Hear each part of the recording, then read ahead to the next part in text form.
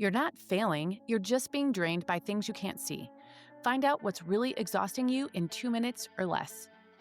Head to whyimexhausted.com to grab the free checklist. Well, you've seen the memes.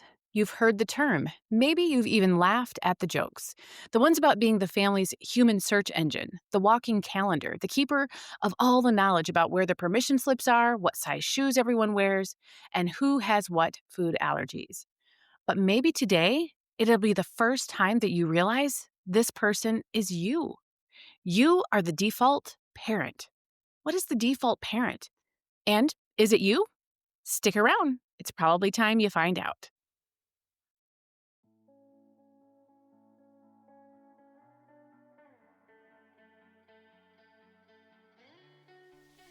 Well, hey there, my name is Jennifer Roskamp, and I am a certified life coach and homeschool mom of 9 who is passionate about helping women just like you embrace the here and now while also being focused on creating the life you actually want. As a midlife mom in her 40s, about to be a mom in my 50s, I've realized that it's so easy to lose yourself in caring for your family, your home, and all the things. Until one day you realize you're not even sure who you are anymore or what you even want in life. So on this podcast, we're going to work on managing yourself well so that you can manage all of the other things and people well too. So let's dive into what it means to manage your home, your time, your family, and yourself well. This is the Intentional Midlife Mom podcast.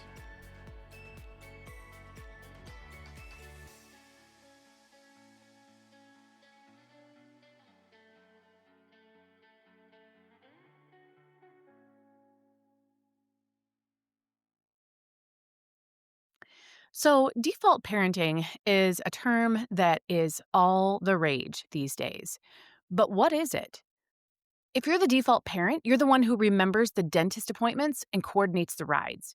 You fill the fridge, you sign the forms, and you keep everything moving. You track the birthday parties, the project due dates, the medication schedules. You know which kid needs encouragement and which one needs space. You're the one everyone asks, even when someone else is standing right there. You didn't necessarily pick this role, you didn't apply for it. You just couldn't let it all fall apart. And here's what nobody tells you. That's not weakness. That's not you being a control freak. And that's not you failing to delegate properly. That's you being deeply capable in a world that takes you and your capability for granted. This episode isn't about blaming anyone else or telling you for the 100th time to delegate more. It's about helping you to see who you are without shame, to recognize the value that you bring, and to stop gaslighting your own exhaustion. Because you are exhausted, aren't you? Not in a I need a vacation way, though you probably do, but more in a bone deep, soul tired way that doesn't get fixed with a weekend at the beach. It's the kind of tired that comes from being the one who holds it all together all the time, without anyone really noticing until something doesn't get done.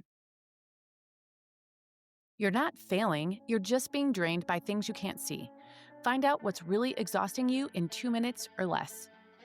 Head to whyimexhausted.com to grab the free checklist.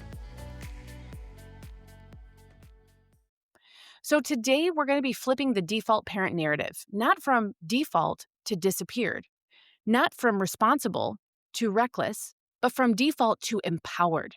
You'll walk away understanding your own strength, recognizing where you need support, and owning your role without letting it erase you. So let's dig in.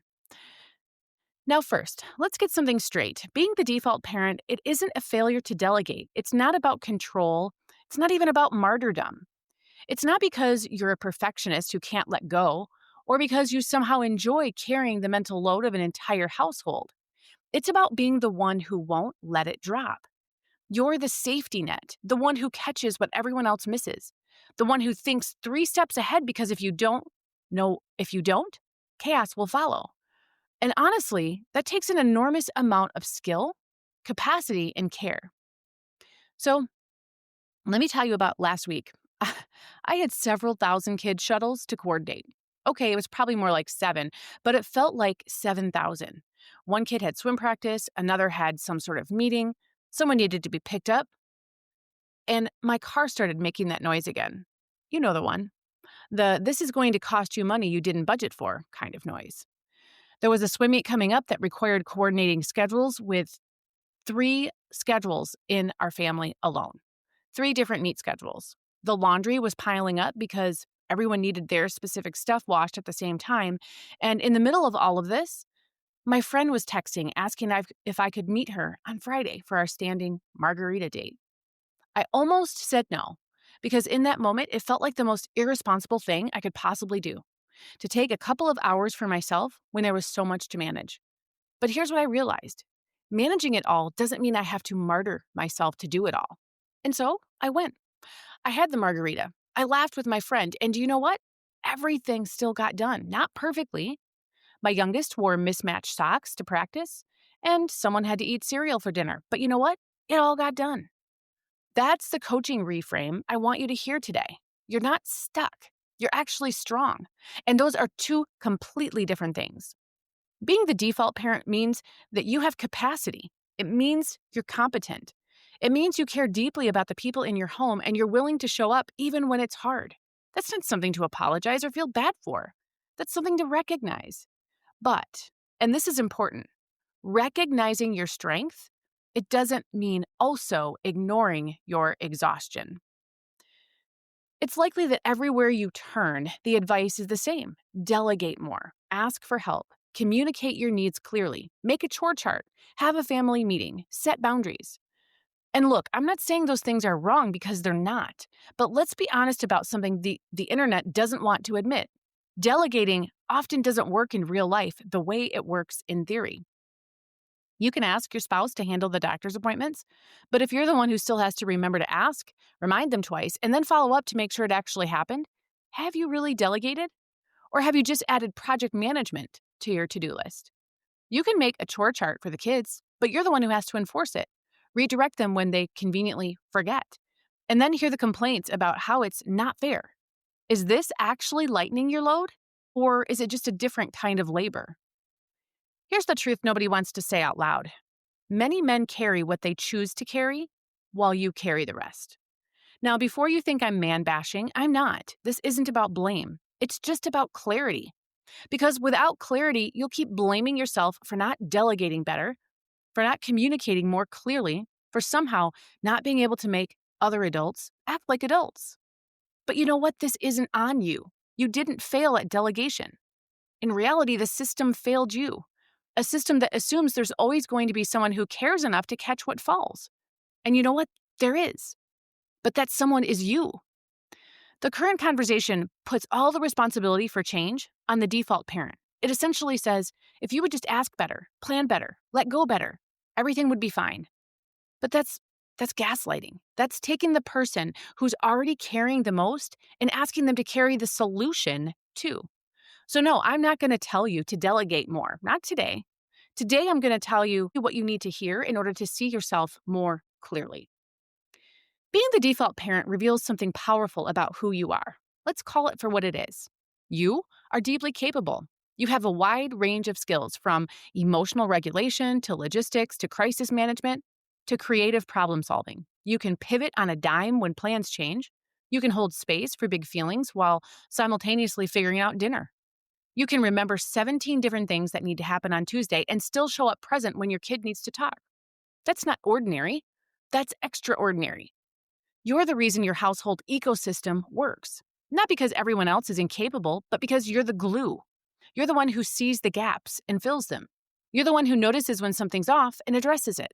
You're the one who makes sure people feel cared for, even when you don't feel cared for yourself. Default parent is not your only identity, but it's proof of your capacity. It's evidence that you are stronger, smarter, and more resilient than you have given yourself credit for. And here's what I need you to hear most. You didn't become the default parent because you're controlling or because you can't let go. You became the default parent because you're good at it, because you care, because you have the emotional bandwidth and the practical skills to keep things running. But just because you can doesn't mean you should have to, at least not alone, not all the time, not without recognition or rest or support. So yes, you're strong, but you're also tired. And both of these things can be true at the same time. And so the question isn't, how do I stop being the default parent? The question is, How do I be the default parent without disappearing inside that role? And that's really what we're here to talk about. So, I've got 5 empowering shifts for default parents. Number 1, celebrate who you are. Stop only seeing the gaps and start naming your gains. As humans, we are truly wired to only see the gaps, and so that's where we live. But you know what you do? You make a mental list of everything that didn't get done, everything that went wrong, everyone you let down. That's your default setting. That's the gap setting. That's mine too. But what if, just for today, you made a different sort of list? What if you wrote down what you did accomplish? Not the big Instagram worthy stuff, the real stuff. You got everyone where they needed to be. You listened when your teenager was spiraling. You handled the insurance call, even though you hate making phone calls. You ordered groceries at midnight because it was the only time that you had. And you showed up even though you were running on fumes. That's not nothing. That's everything. Make a daily win list. 3 things minimum. They don't have to be impressive. They just have to be true. Because when you start celebrating who you are, not who you think you should be, you stop measuring yourself against an impossible standard. You start seeing your own strength, and that changes everything. So the first shift is celebrate who you are. The second shift is use compassion as a lens. Here's a question I ask my clients all the time. What would you tell your best friend if she were in your situation? Would you tell her she's failing? That she's not doing enough? That she just needs to try harder, be better, do more? No. You tell her she's doing an incredible job under impossible circumstances. You tell her to rest. You tell her she deserves support. You tell her she's allowed to feel tired. So why are you telling yourself something different? Use compassion as a lens. Give yourself what you need in small, doable ways. Maybe that's 12 minutes of quiet before everyone wakes up. Maybe it's saying no to one extra thing this week. Maybe it's letting someone else handle dinner, even if it means pizza again. A 12-minute nap can change everything. Seriously. Not a full sleep cycle, not a luxurious afternoon of rest. Just 12 minutes where you close your eyes and let your nervous system rest. Trust me, I have tried all the numbers. 12 minutes. There's something magical. But the truth is, you don't need permission to take care of yourself. But if you're waiting for it, here you go. You are allowed to rest. You are allowed to need things. You are allowed to not be okay sometimes. Compassion isn't weakness, it's wisdom. So shift number 2 is to use compassion as a lens. Shift number 3, protect time for yourself without guilt. That Friday margarita with my friend, it's not extra, it's essential. Not because I need alcohol, though I do enjoy a good margarita, but because I need connection. I need laughter. I need to be Jennifer, not just mom or wife or coach. I need to remember who I am outside of everyone else's needs. And I almost didn't go because I felt guilty. Guilt is a thief. It steals your joy, your rest, your presence, and it shows up wearing 100 different disguises. Sometimes it looks like responsibility. Sometimes it sounds like should. Beware the should, by the way. Should is almost always someone else's voice in your head, telling you what matters. But what if you decided for yourself? What if you protected time for yourself the way that you protect time for everyone else? What if you put it on the calendar and didn't negotiate it away? What if you stopped treating your own needs as optional? Here's the truth. You will always have reasons not to take care of yourself. There will always be something more urgent, someone who needs you more, a task that feels more important. But urgency, it isn't the same as importance. And you are important too. Your rest matters. Your friendships, they matter. Your mental health matters. Not because they make you a better mom or a wife or an employee, but because you matter, period. Stop abandoning yourself to show up for everyone else. That's not love, that's self-erasure. So shift number 3, protect time with yourself without guilt. Leverage practical systems. That's shift number 4. You're not failing because you need structure. You're struggling because you're trying to manage chaos without a framework. Let me say that again. Needing systems doesn't mean you're not capable. It means you're smart enough to know that white-knuckling your way through life, it isn't sustainable. Think about it. You wouldn't expect a business to run without systems. You wouldn't expect a team to function without clear roles and processes. So why would you expect yourself to manage an entire household with all its moving parts without any structure.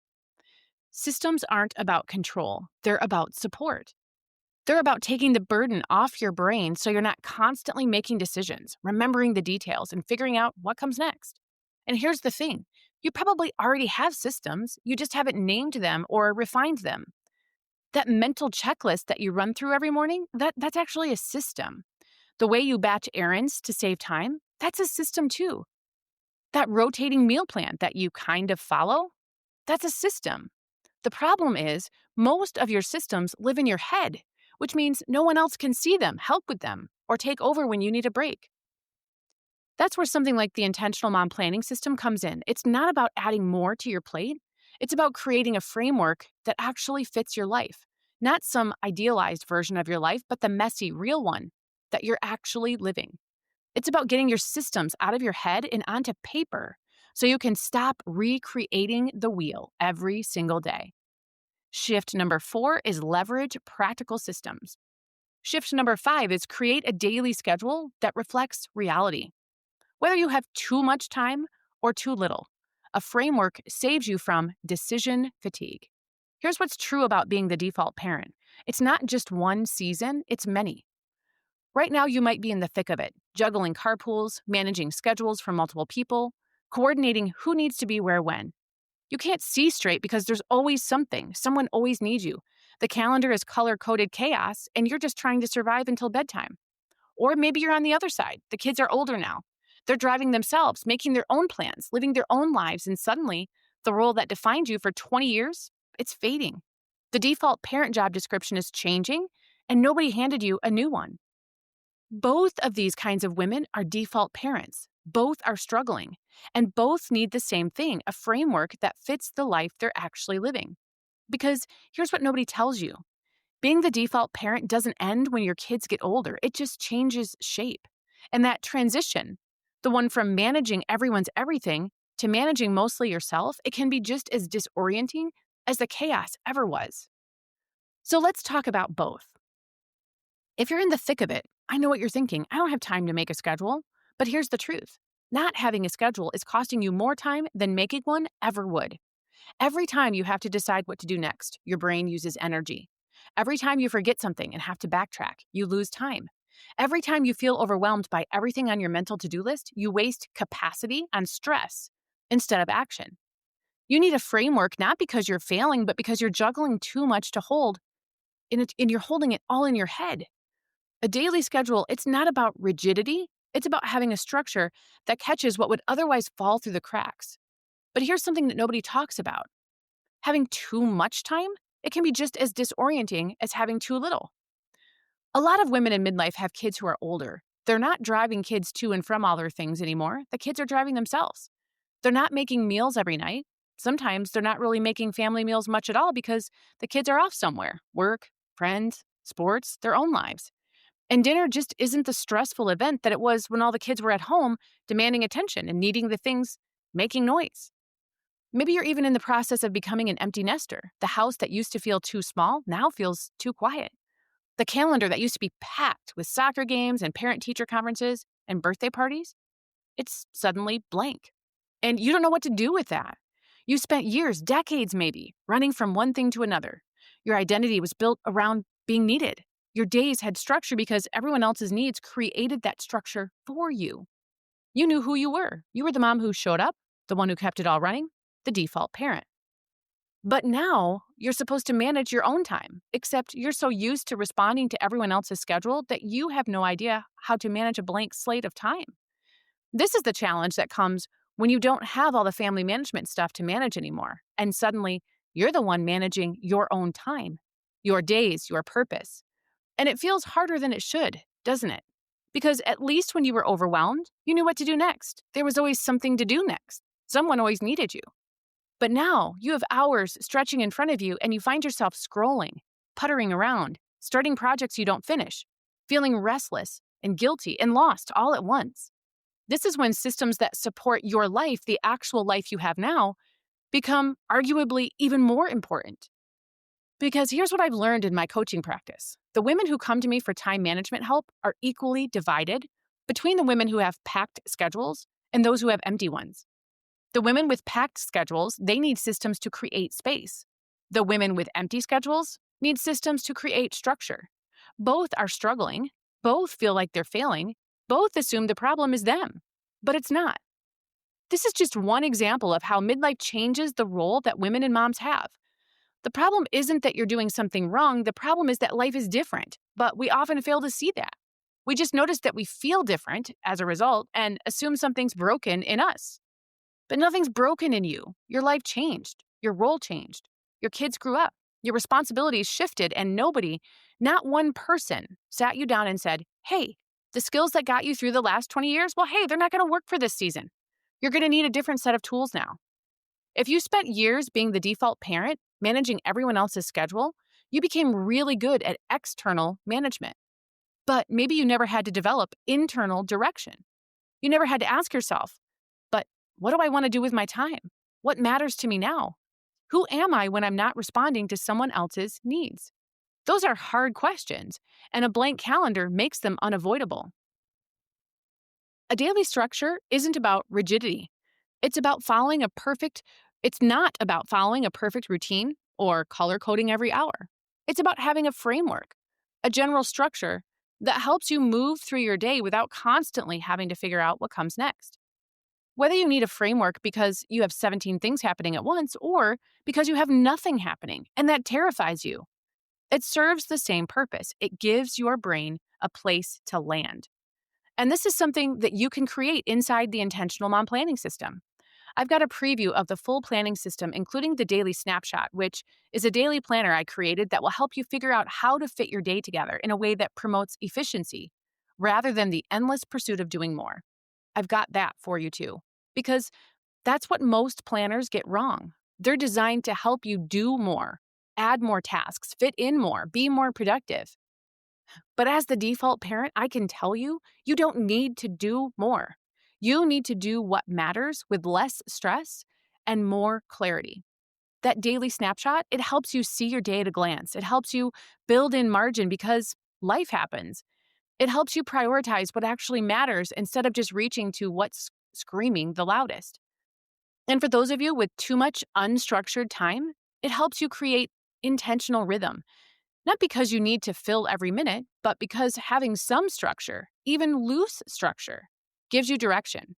It helps you remember that you still matter even when no one else needs you in the same way they used to. None of this is about perfection. It's always about progress. It's about having a plan you can actually follow and permission to adjust when life throws you a curveball or when life suddenly gets quiet and you realize you don't know who you are in the quiet. Here's what I know. You're still you. You're just entering a new season. And new seasons, they require new tools. Well, hey, if you've been living in survival mode, running on empty, trying to hold everything together, wondering why nothing seems to stick, listen up. I created the Intentional Mom Planning System for women just like you. It's not just another planner that collects dust. It's a full support system that helps you carry your life differently. Inside it, you'll get my full Chart Your Course framework, survival mode essentials, and quick start tutorials that get you relief in under 30 minutes. You'll finally know what to do first and how to keep your life steady even when it's full. Head to theintentionalmomplanningsystem.com to grab yours. So let me bring this all to a close with this. You're not failing. You're not broken in some way. You're not too much. You're not a martyr. You're just a woman who has shown up again and again without applause, often without rest, and also without letting it fall apart. You've carried more than anyone, probably even you, sees. You've held more than anyone knows, and you've done it while still trying to be patient, present, and kind. That's not a failure of any kind. That's actually a superpower. But you don't have to disappear inside that role. You can lead your own life and love your people. You can set it down sometimes. You can ask for help, even if no one shows up, and you can build systems that serve you, not that suffocate you. Being the default parent, it doesn't mean that you're stuck. It actually means that you're strong. But strength doesn't mean that you don't need support. It doesn't mean that you don't deserve rest, and it doesn't mean that you have to do it all alone. Yes, It could very well be that you are the default parent. And that says a lot, not about what you carry, but about who you are. You're capable, you're resilient. And you know what? You're deeply needed. But you're also allowed to be tired, to need help, to want something different. Both things are true. Now, go rest for 12 minutes. Then come back to this with fresh eyes and fresh ears. You've got this. And if you want help building that schedule or system, the Intentional Mom Planning System is where to start. You can find it at theintentionalmomplanningsystem.com. It's built for women like you, the ones who carry it all, but don't want to get lost in the process. It's not about doing more, it's about doing what matters with less chaos and more peace. You deserve that. You've always deserved that. And it's truly possible to find, but it all starts with seeing who you are. And if you've seen who you are today, I'm so glad to have shown that to you. Make sure you share this with someone who you know needs to hear it as well. And while you're at it, we would love it if you would leave us a 5-star review. It's what helps that algorithm get us out into the universe. More women need to be having this conversation. And until we talk again, make it an intentional day.